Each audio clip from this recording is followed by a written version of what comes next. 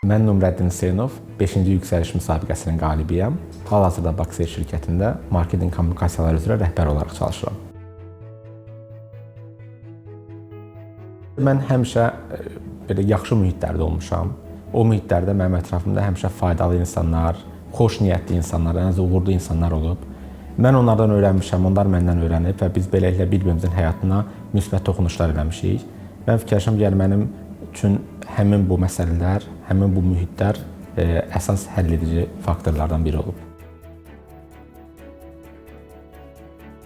Mənim çox xoşladığım bir fikir var. İngiliscə deyilir I believe in progress.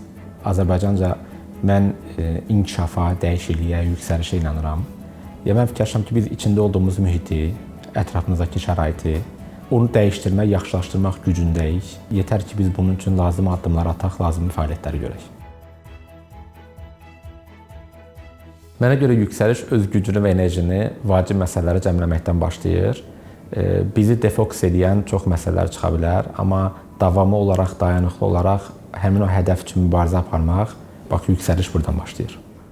Yüksəliş sizinlə davam edir.